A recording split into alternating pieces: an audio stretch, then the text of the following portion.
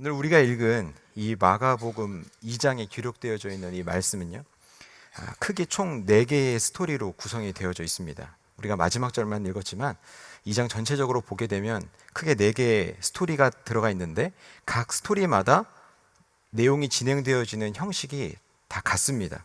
말하자면 각각 다른 스토리가 기록이 되어져 있지만 그곳에서 말하고자 하는 주제는 한 가지라는 거예요. 어떤 식으로 스토리가 진행되는가 하면 하나의 사건이나 예수님의 행동이나 발언이 있습니다. 그러면 그 다음에 그것에 대하여서 생각하고 있는 바리새인이나 다른 종교 지도자들이 예수님의 행동이나 말에 대해서 비판을 합니다. 그리고 나서 그들의 이야기와 행동을 보시고 예수님께서 그들에 대하여 그 변론하시는 내용들이 오늘 본문에 기록이 되어져 있어요. 이런 형식으로 4개의 스토리가 계속해서 반복해서 2장 전체를 이루고 있습니다. 대략적으로 말씀을 드리자면 맨 처음에 등장하는 스토리는 무엇인가 하면 우리가 잘 아는 그 중풍병자를 침상에 달아서 예수님께로 달아내리는 그 사건이 기록되어져 있는데, 예수님께서 그 중풍병자들과 그 달아내린 사람들을 보시고 그들에게 죄사함을 받았다고 말씀을 하시잖아요. 그 내용에 대해서 그 서기관들은 마음속에 자기가 뭔데 죄를 사하냐 마냐 이런 마음을 품게 됩니다. 그리고 예수께서 그들의 생각을 아시고는 죄사함의 권세가 인자에게 있음을 말씀하십니다. 그리고 나서 병을 치유해 주시죠. 두 번째 사건은 뭐냐면 레위를 부르시는 내용이 본문에 기록이 되어져 있는데, 그때 예수께서 세리와 죄인들과 함께 식사하시는 장면이 나옵니다. 그 예수님의 행위가 나오고 그것을 바라본 바리새인들이 어찌 죄인들과 식사를 하는가 이렇게 이야기를 합니다. 그 다음에 그들에 대하여서 예수님께서 말씀을 하시는데 참 유명한 말씀이죠. 나는 의인을 부르러 온 것이 아니라 누구를 부르러 왔다고요? 죄인을 부르러 왔다고 말씀을 하세요. 예수 그리스도께서 이 땅에 오신 이유, 어떤 사역을 중점적으로 감당하시는지 그 예수 그리스도의 사역의 기준에 대하여서 말씀을 하십니다. 세 번째는 어떤 내용이 기록이 되어 있는가 하면 금식에 대한 논쟁이 불거지고 있습니다. 당시에 세례 요한의 제자들뿐만 아니라 바리새인들도 다 금식을 하는데 예수님의 제자들은 금식을 하지 않더라는 거죠.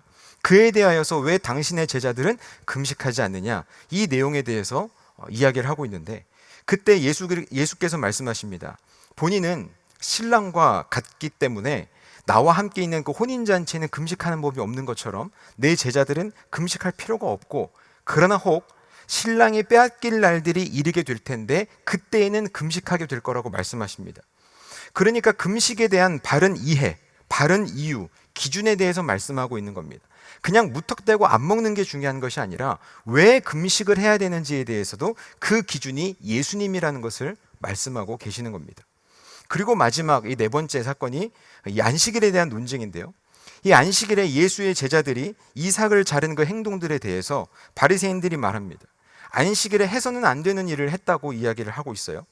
그때 그들에 대하여서 예수님께서 하시는 말씀의 핵심이 무엇이냐면, 안식일이 사람을 위하여 있는 것이지 사람이 안식일을 위해서 존재하는 것이 아니라는 말씀과 함께 그 핵심은 뭐냐면 예수님이 안식일의 주인이라는 말씀을 그들에게 하십니다. 이렇게 총 4개의 스토리로 구성이 되어져 있는데 계속해서 반복되는 그 예수님의 마지막 3번째 메시지를 통해서 그들에게 전하고 싶은 메시지는 뭡니까? 예수님이 모든 것의 기준이고 예수님의 모든 권세를 갖고 계시고 예수님이 주인이라는 것을 그들에게 말씀하고 계시는 겁니다. 우리가 어떤 행동을 하는가도 중요하고 어떤 의식을 하는가도 중요하지만 그 의미가 더 중요하다는 거예요. 왜 그런 행동을 해야 되는가? 왜 그런 행위를 해야 되는가? 그 기준이 중요하다는 겁니다. 그 당시에 종교 지도자들과 바리새인들은 자신들을 의롭게 보이기 위해서 행동했던 그런 금식들, 종교적인 그런 행동들이 있는데, 예수님께서 말씀하시는 건 뭐냐면 그런 왜 해야 되는지의 이유도 제대로 알지 못하고 그 기준이 무엇인지도 알지 못한 채 행동하는 그 모든 종교적인 행위는 아무런 능력이 나타나지 않는다는 겁니다. 사역을 할 때에도 신앙적인 삶을 살아갈 때에도 그 이유와 기준이 가장 중요하다는 것을 예수님은 거듭해서 말씀하고 계시는 거예요. 여러분, 오늘 본문도 그렇지만 성경을 보게 되면 우리 바리새인들이나 서기관들이, 이 종교 지도자들이 예수님께 책망받는 내용들이 굉장히 많이 나오지 않습니까? 당시의 삶으로 보나 여러 가지 면으로 보나 이 바리새인들과 서기관들이나 종교 지도자들은요, 그래도 최선을 다해서 성경을 공부하고 연구하고 삶으로 살아내기 위해서 애썼던 사람들입니다. 우리가 그것을 부정해서는 안 돼요. 성경을 공부하고 기도 많이 하는 바리새인들과 반대로 살인죄를 저지르고 사기치고 간음했던 이 죄인들과 비교하면 솔직히 말해서 바리새인들이 더 나아 보이는 게 원래는 맞는 겁니다. 우리가 성경을 볼 때 매번 이 바리새인들 서기관들이 예수님께 혼나는 장면들이 대부분 기록이 되어 있으니까 우리가 바라볼 때 바리새인은 곧 위선자, 안 좋은 사람, 혼나는 사람 이렇게만 인식이 되어져 있는데요. 사실 예수님께서 그들에게 그런 말씀을 주시는 것은 물론 바리새인들이 잘못한 부분들도 있긴 있지만 바리새인들이 사실은 타깃이 아닙니다. 바리새인들을 무언가 고치기 위해서 예수님이 그런 말씀을 주시는 게 아니에요. 오늘 본문에 있는 이 마가복음 2장 같은 경우도요, 이 네 개의 스토리를 통해서 계속해서 바리새인이나 종교 지도자들이 예수님께 책망받고 있는데, 예수님께서 이 2장을 통해서 계속해서 바리새인들을 책망하고 계시는 이유는 이 당시에 바리새인들이 잘못 살고 있다는 것을 말하고자 하는 것이 아닙니다. 사실 여러분들이 보시기에는 어떻습니까? 우리는 어렸을 때부터, 아마 대부분 어렸을 때부터 신앙생활을 해오셨잖아요. 그렇기 때문에 바리새인 하면 안 좋은 사람, 나쁜 사람, 위선자 이런 사람으로만 생각을 하고 있는데 그렇게만 평가받아야 될 사람들은 사실 아니라는 거죠. 예를 들면 여러분 이 시대를 생각을 한다면 그래도 이 강단에서 말씀을 전하는 우리 모든 목사님들이나 목회자들이나 혹은 교회 이곳저곳에서 헌신하고 봉사하는 우리 중직자분들 계시잖아요. 여러분 그런 사람들하고 사기치고 사람 죽이고 폭력을 일삼는 그런 전과자들하고 비교하면 일반적으로 볼 때 여러분들 보시기에 아유 저 김성삼 목사는 바리새인과 같이 외식하는 사람이고 차라리 살인죄를 지은 저 사람이 낫다. 혹시 여러분들 중에 그렇게 생각하시는 분 계십니까? 몇몇 분도 혹시 그렇게 생각하시는지는 모르겠지만 일반적으로 우리가 생각할 때 그래도 저 앞에서 하나님의 말씀을 전하는 목회자하고 그래도 뉴스에 나오고 있는 살인자, 범죄자들하고는 그래도 다르다고 생각하는 게 일반적입니다. 여러분 이 당시의 바리새인들도 마찬가지예요. 바리새인들은 열심히 최선을 다해서 성경을 공부하고 성경을 살아내기 위해 애썼던 사람이고 반대로 예수님께 맨날 위로를 받는 사람들은 간음하고 살인하고 죄를 지었던 수많은 사람들입니다. 여러분 오늘 본문에서 우리들에게 이 마가복음 2장을 통해서 주시려는 메시지는 단지 바리새인들이 썩었다, 너희는 천국 못 간다, 예수님의 말씀하시고자 하신 타겟은 바리새인이 사실 아닙니다. 그 메시지의 중심은 뭐냐면 바리새인이 주인공이 아니고 예수님이 주인공입니다. 모든 사역의 기준이 예수님이고 모든 사역의 행동의 중심은 예수님이 주인이며 본질이라는 것을 우리들에게 말씀하고 있는 겁니다. 제사함의 권세가 예수님께 있고 예수님의 사역은 의인이 아닌 죄인을 부르러 오셨고 안식일을 비롯하는 모든 의식의 주인은 예수님이라는 사실을 바리새인뿐만 아니라 주위에 있는 모든 사람들에게 말씀하기를 원하셨다는 거예요. 당시의 바리새인들이 진짜 주인이 누구인지를 몰라보고 형식만 남겨진 그런 행동들을 통해서 예수님께 책망을 비록 받았지만 예수님께서 말씀하시고자 하는 것은 그 모든 의식이나 주인이 예수님이니까 이 시대를 살아가는 너희들은 절대로 주인공의 자리를 빼앗지 말라. 예수님이 그 자리, 내가 그 자리의 주인이다. 내가 주인공이다. 그것을 예수님 우리에게 말씀하기를 원하신다는 겁니다.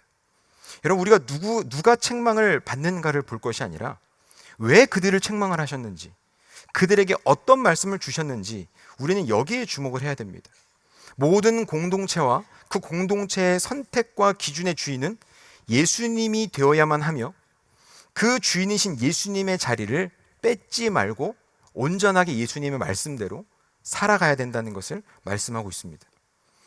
성도 여러분, 사람들이 모여서 무언가를 형성하거나 만들게 되면 시간의 흐름에 따라서 그 의도가 변질되는 경우들이 참 많습니다. 분명 사람들이 모이면 그 안에 시스템이 필요합니다. 규칙도 필요하죠. 왜냐하면 사람들이 저마다 이 죄성을 가지고 있기 때문에 그런 규칙들이 저는 필요하다고 생각을 해요. 하지만 시간이 지나면서 그 규칙과 전통만 남고 본질이 사라져버리게 된다면 그 모임의 존재는 무의미한 존재가 되어버릴 것입니다. 당시 바리새인이나 서기관들이 예수님께 책망을 받은 이유도 그런 이유에서입니다. 금식을 하는 자체가 문제가 아닙니다. 안식일을 지키는 자체가 문제가 아니에요. 안식일의 참된 의미와 금식의 참된 의미는 사라져버린 채 그저 시스템과 방식에만 집중해서 어떻게 해야 제대로 안식일을 지키는지 그 지키지 않는 사람들에 대한 정죄만이 남았습니다. 주인공이신 예수님과 하나님이 어떻게 안식일을 만드셨고 왜 안식일을 만드셨는지에 대한 본질은 다 사라져버렸다는 거예요. 그래서 오늘날을 살아가는 우리 모든 그리스도인들도요, 당시 바리새인들이나 서기관이 범하였던 그런 오류들을 반복하지 말라고 말씀하는 겁니다. 왜요? 우리들도 그렇게 반복할 수 있으니까요. 우리도 바리새인들과 같이 똑같이 죄성을 가진 인간이기 때문에 우리도 공동체를 만들고 모임을 만들고 규칙을 만들다 보면 어느 순간에 그 안에 주인공이신 예수님은 빠져버리고 그 형식만 남겨진 채 그 형식만을 붙들고 살게 될 수 있기 때문에 우리에게 이런 말씀을 주시는 겁니다. 여러분, 우리가 예배를 드릴 때 저마다 순서가 있습니다. 오늘도 우리가 예배를 드릴 때 순서에 맞춰서 예배를 드리고 있는데요, 흔히 우리가 예전이라고도 말을 하거든요. 예배를 드릴 때 참 다양한 형식들이 있습니다. 주일 예배, 수요 예배, 금요 기도회, 새벽 예배 등등 다양한 예배의 형식들이 우리 교회에는 있는데요. 근데 만약입니다. 제가 그러겠다고 하는 것이 아니라 만약에 예배 시간에 대표 기도를 한번 뺀다고 생각해 보십시오. 우리 앞에 우리 원로 은퇴 장로님들과 신무 장로님들 계시는데 장로님들 어떻게 생각하십니까? 주일 오전 2부, 3부, 4부 예배 때 안수 집사님들하고 장로님 대표 기도를 뺀다고 한번 생각해 보십시오. 장로님 어떻게 생각하세요? 만약 담임 목사님께서 지금 안식월 가운데 계시는데 안식월 가운데 막 기도로 무장하시고 하나님께 말씀을 받으시고 예배에 대해서 갱신을 해야 되겠다고 마음을 딱 먹고 복귀하시면서 내년부터 저희 용인제일교회, 우리 용인제일교회 대예배 때는 장로님들 대표 기도를 빼겠습니다, 이렇게 선포한다고 한번 생각해 보십시오. 우리 장로님들 표정이 별로 안 좋으신데, 어떤 분들은 우리 목사님이 그렇게 하시는 데는 다 의도가 있으시고 뜻이 있으실 거야, 이렇게 하고 따라가시는 분들도 계실 거고요. 어떤 분들은 그게 무슨 소리입니까? 대표 기도를 빼다니, 절대로 있어서는 안 될 일입니다, 이렇게 생각하고 이야기하시는 분들도 계실 겁니다. 성도님들의 반응도요, 여러 가지 반응들이 나올 수 있을 겁니다. 그렇죠? 제가 예전에 사역했던 교회에 제가 부임을 해가지고 첫 주일 예배를 딱 드렸는데 제가 충격을 받았습니다. 시작을 하는데 앞에 찬양대도 없고, 우리 흔히 말하는 성가대 있잖아요, 찬양대 순서도 없고, 흔히 우리가 하는 장로님들 대표 기도도 없어요. 순서가 너무 간단한 거예요. 그러니까 제가 이래도 되나 싶었어요. 그래도 주일 예배인데 장로님들 대표 기도가 있어야 되지 않나? 그런 제가 신선한 충격을 받았거든요. 여러분, 저조차도 어렸을 때부터 교회를 다닐 때 드렸던 그 예배 순서가, 사역할 때 그 예배 순서가 굉장히 익숙해져 버려 있는 거예요. 여러분, 예배 시간에요, 대표 기도를 할 수도 있고 안 할 수도 있습니다. 대표 기도를 안 한다고 해서 그 예배가 잘못된 예배가 되는 건 아니에요. 찬양대가 찬양을 할 수도 있고 안 할 수도 있는 겁니다. 성경 봉독을 사회자가 할 수도 있고 영상으로 할 수도 있는 거예요. 그런데 만약에 여러분, 이러한 예배의 형식 자체가 우리의 의가 되어버리고 우리의 전통만이 되어버리고 형식으로만 갇혀있게 된다면 이 당시에 예수님께 책망받았던 바리새인들과 우리가 다를 바가 없다는 겁니다. 여러분, 고난주간을 우리가 맞이하게 되면 예전에는 사순절 기간을 보냈습니다. 아마 예전에 교회에 다니셨던 분, 예전부터 교회를 다니셨던 분들은 사순절 때 특별 새벽 기도회 하고 그랬던 기억들이 아마 있으실 거예요. 저도 어렸을 때 부모님의 손을 잡고 이 사순절 기간에, 그 긴 기간 동안에 졸린 눈을 비비면서 특세를 가기 싫은 걸 억지로 따라갔던 그 기억이 저에게도 있습니다. 여러분, 사순절이 뭡니까? 예수님이 부활하신 때를 기념으로 해서 40일 전까지의 그 기간을 말합니다. 그때 대부분 한국 교회에서도요, 특세를 하거나 부분적인 금식을 하거나 온전한 금식을 하는 그런 시간들을 가졌습니다. 처음에 이 사순절이 시작할 때는 아마도 그 예수 그리스도의 고난을 묵상하고 기억하면서 우리의 몸과 마음을 정결케 하는 그러한 기간으로 시작이 되었을 거예요. 어쩌면 참 뜻깊은 시간이라는 생각이 들 수도 있습니다. 하지만 우리가 속한 대한예수교 장로회 합동 측에서는 더 이상 이 사순절을 지키지 않습니다. 여러분, 왜 그런 줄 아세요? 예전 이 로마 교회가 사순절을 지키면서 이 기간 동안에 사람들에게 어떻게 하면 더 정결하게 지낼 것인가를 고민합니다. 그거는 맞는 것 같아요. 예수님의 고난을 묵상하고 내 죄를 회개하는 그런 의미 있는 시간으로 아마 출발을 했을 겁니다. 근데 시간이 점점점 지나면서 행위에 초점이 두어지기 시작합니다. 금식을 권하거나 음식의 종류를 제한하기도 하고요. 고난주간이 되면 무조건 고기를 완전히 먹지 못하게 하는 그러한 일들도 생겨납니다. 시간이 지나면서 우리가 잘 아는 종교개혁자 칼빈은요, 오히려 이렇게 이야기합니다. 사순절이 오히려 미신적인 행위가 되고 자신의 공로가 되기 때문에 이 사순절 기간은 폐지하는 것이 옳다, 이렇게 이야기를 합니다. 그래서 지금 우리는 사순절 기간에 다른 행위를 하지 않습니다. 우리가 고난주간은 지키지만, 여러분, 고난주간에 우리가 대체적으로 많은 교회들이 하는 행사가 있습니다. 뭘 하죠? 특별 새벽 기도를 하죠. 제가 아는 한 담임 목사님, 우리 교회 담임 목사님 말고 다른 교회 담임 목사님은 이야기를 하다가 자기네 교회는 고난주간 그 기간에 특세를 안 한다는 거예요. 그러니까 저도 모르게, 아니 무슨 특세를 안 하면 어떡합니까, 고난주간에. 그러니까 저도 모르게 이렇게 툭 이야기를 했어요. 그 목사님의 말씀인즉슨 이렇습니다. 예수님이 우리 고난 받지 말라고 그 고난 다 받으셨는데 왜 우리가 피곤하게 그 시간에 고난을 받고 있습니까? 오히려 예수님 앞에서 우리가 잘 묵상하고 부활주일에 기쁜 마음을 가지고 기쁨으로 예배 드리고, 특별 새벽 기도에는 뭐 학기 초라든지 시험 기간에라든지 연초라든지 할 일이 많다. 오히려 고난 주간에는 예수님을 그냥 조용히 묵상하면서 편하게 쉬어도 된다, 이렇게 말씀을 하시더라고요. 그 말씀을 듣고 물론 100% 공감이 되진 않지만 나름 일리가 있다는 생각을 해보게 됩니다. 마치 우리가 고난 주간에요, 우리 한국 사람들의 마음은 그런 마음이 있어요. 고난주간에 특세를 하지 않으면 뭔가 죄송한 거예요. 돌아가신 그 예수님 앞에 예수님이 십자가까지 달려 돌아가셨는데 나는 아무것도 안 하고 있자니 내가 죄인이 된 기분인 거죠.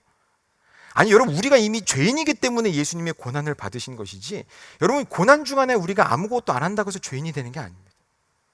예수님의 그 고난을 우리가 묵상하면서, 우리 고난 받지 말라고 예수님의 고난 받으셨는데 우리가 그 고난을 사수할 필요가 있는데, 그런 마음이 아니라 감사하는 마음을 가지고 뭐 특세를 하든 성경 필사를 하든 무엇이든지 할 수 있죠. 하지만 이것 자체가 형식만 남아서 우리에게 의의가 된다면 이건 역시도 바리새인들이 책망받았던 것과 다를 바가 없다는 겁니다.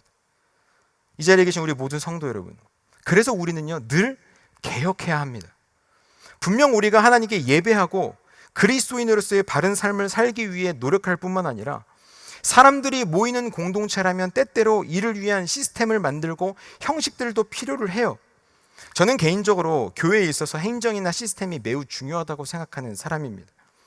하지만 이와 동시에 저를 비롯한 우리 모든 성도님들이 잊지 말고 더욱 중요하게 생각해야 될 것은 무엇이냐면, 우리가 늘 성령 안에 깨어 있어서 이 시스템의 존재가 무엇인지, 왜 우리가 이렇게 형식을 갖춰야 되는지, 왜 이런 행사를 해야 되는지, 왜 이렇게 되어야만 하는지, 그 존재의 이유가 무엇인지 생각하고 고민하고 기도하면서 하나님께 여쭤보고, 그런 마음으로 이 모든 사역들을 감당해야 된다는 겁니다. 여러분, 예전에는 주일에 돈 쓰면 큰일 났지 않습니까? 불과 주일에 돈 쓰기 시작했던 것이 아마 뭐 교회들마다 조금 다르겠지만 오래되지 않았습니다. 제가 교육전도사로 사역을 했을 당시에도 그 교회는 주일에 돈을 쓰면 안 되는 교회였습니다. 대략 한 2006년 정도, 7년 정도 되니까 한 17년 정도 된 것 같은데요. 그러니까 주일에 중등부 학생들을 친구 초청을 해가지고 행사를 해야 되는데, 선생님들하고 행사를 준비하면서 회의를 했어요. 주일날 애들 뭘 먹여야 되냐 막 이렇게 했더니 선생님들이 이렇게 얘기하시는 거예요. 전사님, 우리 교회는 주일날 돈 쓰면 안 됩니다. 그럼 이제까지 행사를 어떻게 하셨어요? 물어보니까 전날에 피자랑 치킨이랑 떡볶이를 다 사다 놓고 식당에서 잘 보관을 한 다음에 주일날 아침에 부랴부랴 와서 전자레인지에 그걸 다 돌려가지고 그걸 아이들 먹였다는 거예요. 여러분, 학생들이 보통 이제 뭐 피자, 치킨, 떡볶이, 뭐 예나 지금이나 그런 거 좋아하잖아요. 이걸 토요일 미리 다 준비를 한 거예요. 아마 다른 교회들도 그렇게 했었을 겁니다. 그게 교회의 룰이니까 어느 정도 이해는 되는데, 그러니까 솔직히 저는 그 식은 거를 다시 데워가지고 먹는다는 것 자체가, 저는 맛있는 거 되게 좋아하는 사람으로서 이거를 아이들한테 준다는 게 사실 저는 용납이 잘 안 되는, 뭐 원래 교회를 다니는 친구들이야 뭘 줘도 괜찮겠지만, 그래도 교회 안 다니는 친구들이 친구들 때문에 전도돼서 교회 한번 왔는데 선물도 주고 간식 준다 그래서 왔는데 전날 시켜놓은 그 피자를, 떡볶이를 그걸 데워서 주면 그거 누가 좋아하겠어요? 그래서 제가 선생님께 말씀을 드렸어요. 우리 교회 방침이 그러니까 주일에 돈 쓰면 안 되는 거니까 어쩔 수 없죠. 그러니까 선생님 우리 주일날 돈 쓰지 맙시다. 대신에 우리 카드를 씁시다. 제가 그렇게 말씀을 드렸어요. 카드는 월말에 정산이 돼서 나가니까 카드를 쓰고 제가 담임 목사님께는 잘 말씀을 드리겠습니다. 제가 그렇게 말씀을 드렸거든요. 그러니까 선생님들이 들어보니까 이게 맞는 것도 같고 틀린 것 같기도 하고, 사실 의미적으로 보자면 돈 쓰나 카드 쓰나 똑같은 거잖아요. 근데 카드는 써도 되나? 이게 선생님들이 갑자기 그렇게 물어보시는 거예요. 글쎄요, 카드 쓰라는 말은 없었으니까 카드를 씁시다. 일단 뭐 교육전도사가 그렇게 이야기를 말씀을 드리니까 선생님들도 일단 우리 선생님들은 대부분 우리 학생들 편이거든요. 그래, 일단 한번 먹여보자. 전도사님 얘기했으니까 책임지겠지.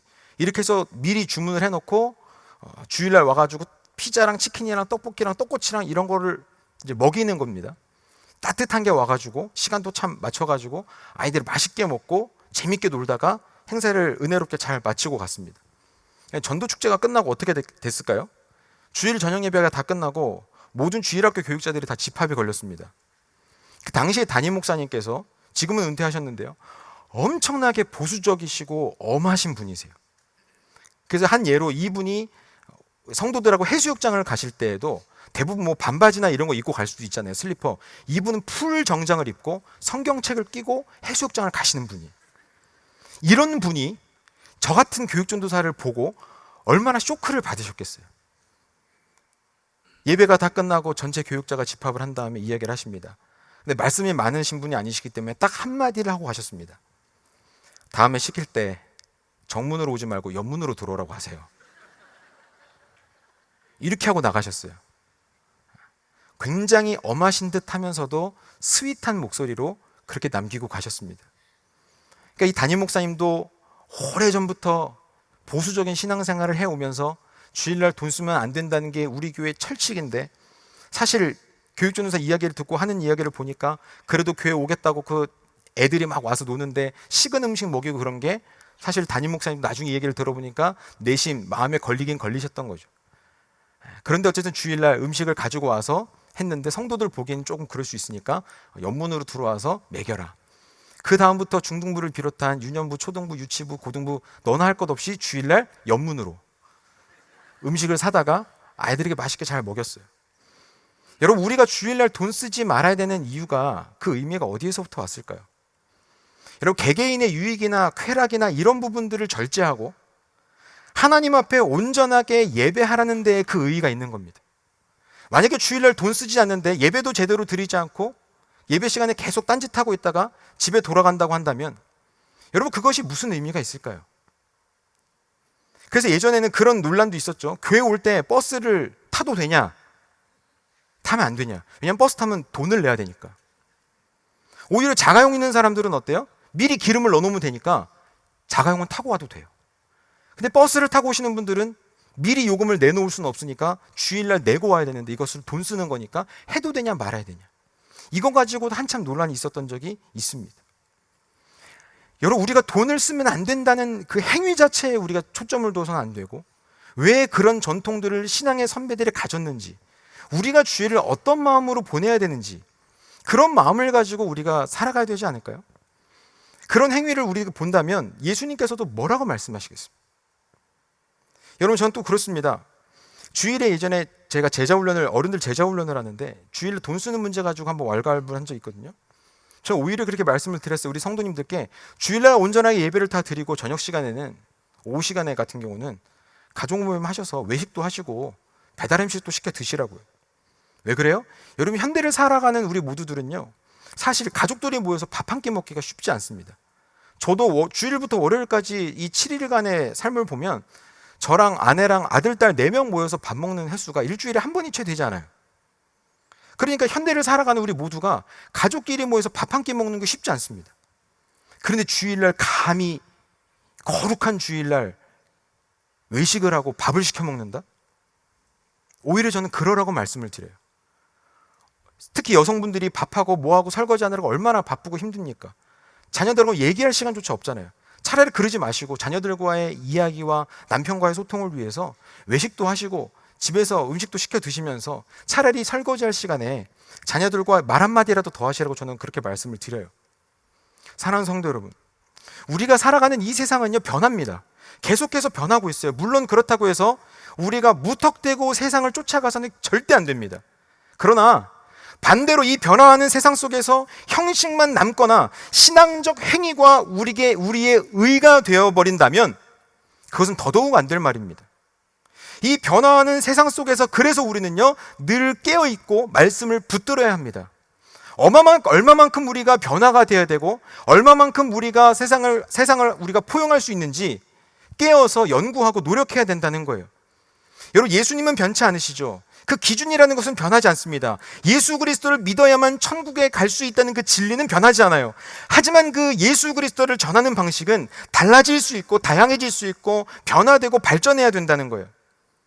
때로는 당장 강력하게 복음을 전할 수도 있고 때로는 우리가 서서히 복음을 전할 수도 있습니다.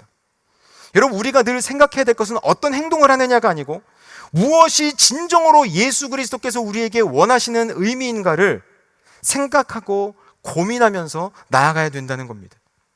사랑하는 성도 여러분, 이제 우리 친구들, 우리 학생들이 시험 기간을 보내고 있거든요. 이번 주 월요일부터 학교들이 시험을 시작을 했습니다. 저희 선생님들과 함께 학교 앞에 전도를 나가서 컴퓨터용 사인펜을 하나씩 나눠줘요. 마음이야, 얘들아 예수 믿고 천국 가자, 이 얘기를 하고 싶지만 컴퓨터 사인펜을 주면서 얘들아 시험 잘 봐, 힘내, 힘들지, 이 한마디밖에 하지 않습니다. 과연 여러분들이 들으시기엔 어떻습니까? 때론 저는 그런 생각을 합니다. 이 아이들에게 복음도 전하지 않는데 컴퓨터 사인펜을 그걸 줘야 되나? 시험 잘 봐, 힘내? 이것이 진짜 복음이라고 할 수 있는가? 아니요, 복음이라고 할 수 없습니다. 그것은 복음이 아닙니다. 하지만 우리 선생님들과 제가 나가서 컴퓨터용 사인펜 하나씩 주면서, 물론 그 컴퓨터용 사인펜에 적혀있어요. 미라클 뉴스 청소년부 용인제일교회라 딱 써있거든요. 이제 몇 번을 나가서 계속 주니까 애들이 교회에서 온 걸 다 알아요. 그 아이들의 마음속에 그래도 교회가 자기들을 위해서 위로하고 무언가 좋은 일을 한다는 것 정도는 아이들이 알고 있지 않을까요? 지난 2주간 동안 슬기로운 시험 생활이 은혜 가운데 끝났습니다. 많은 분들이 후원해 주시고 같이 동역해 주셔서 정말 많은 친구들이 와서 컵라면도 먹고 간식도 먹고 공부는 했는지 안 했는지 솔직히 잘 모르겠지만 잘 먹고 갔어요. 얼마나 많이 먹었는지 몰라요. 저희가 사실 예산이 좀 모자라서 쩔쩔매고 있는데 그때마다 성도님들께서 예산을 풍성하게 주셔서 후원해 주셔서 애들이 정말 잘 먹었어요. 근데 정말 놀란 건 뭐냐면 하루에 한 50명 정도 아이들이 오는데 그중에 우리 교회 애들은 한 20명이 안 돼요. 한 30명 가까이가 우리 교회 안 나오는 애들이에요. 저 물어봤어요. 니들은 어떻게 알고 왔냐? 근데 친구의 친구가 소문을 타고 해서 교회 가면 맛있는 게 있다더라. 컵라면이 무한대로 먹을 수 있고 음료수도 무제한 먹을 수 있고 토스트가 그렇게 많다더라. 그 얘기를 듣고 와서 먹고 놀다가 가는 거예요. 과연 그들에게 우리가 복음을 제대로 전했느냐? 전하지 않았을 수 있어요. 하지만 여러분, 우리 담임 목사님께서 늘 우리들에게 말씀하시는 것처럼 우리는 그렇게 간접적으로 교회가 그들을 향해서 한 걸음 한 걸음 더 나아가고 있는 것 아닙니까? 여러분, 근데 정말 신기한 것은요, 그들 중에 몇몇 사람은 슬기로운 시험 생활이 끝나고 주일날 교회를 오더라는 거예요. 제가 깜짝 놀랐어요. 너 어떻게 우리 교회 왔니?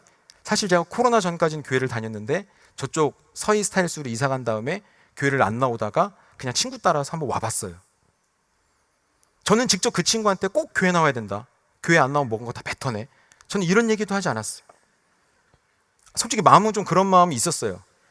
근데 차마 그 마음을 말을 할 수는 없고, 근데 그 친구가 와서 예배도 같이 드리고 얼마나 신앙생활 할지는 모르지만 그런 모습들을 보면서 정말 우리가 예수 그리스도의 심장을 가지고 그렇게 아이들에게 다가간다고 한다면 우리가 때로는 입술을 열어서 복음을 전하는 것도 필요하지만 우리의 삶을 통해서 교회 이 여러 가지 방법을 통해서 그들에게 다가가는 그것이 진짜 예수님이 원하시는 복음에 전파할 수 있겠다, 이런 생각을 해봅니다. 사랑하는 성도 여러분, 우리는 모두가 예수 그리스도의 제자입니다. 예수님을 믿는 모든 사람은 누구 한 명도 열애할 것 없이 다 예수 그리스도의 제자입니다. 예수님의 제자라는 것은 예수님의 가르침을 받고 그 가르침을 기준으로 생각하며 판단하고 행동하고 살아가는 것을 말합니다. 우리가 드리는 이 예배는 오직 예수님만이 주인공이 되시고 우리 용인제일교회도 오직 예수님만이 참된 주인이신 줄로 믿습니다. 우리 용인제일교회는 전통이 있으면서도 그 전통 위에 늘 성령 안에 깨어 있어서 하나님의 말씀을 온전히 따르는 교회가 되는 줄로 믿습니다. 변화가 있는 것을 두려워하기보다 바른 변화를 통해서 세상으로 나아가는 교회가 우리 용인제일교회가 되는 줄로 믿습니다. 이제 말씀을 정리하겠습니다. 사랑하는 우리 모든 성도 여러분, 우리가 이 시대를 살아가면서 우리 교회가 이 세상을 살아가는 가운데 우리 모두가 기준을 잃고 주인공이 없는 무늬만 성도의 삶을 사는 것이 아니라 정말 주인공이시고 기준이시고 주인이신 예수 그리스도를 기준으로 삼아 모든 예배와 사역 가운데 그 예수님의 마음을 가지고 살아 숨쉬고 그 살아 숨쉬는 복음을 이 땅 가운데 전하는 우리 모든 성도님들이 다 되시기를 주님의 이름으로 축원합니다. 아멘.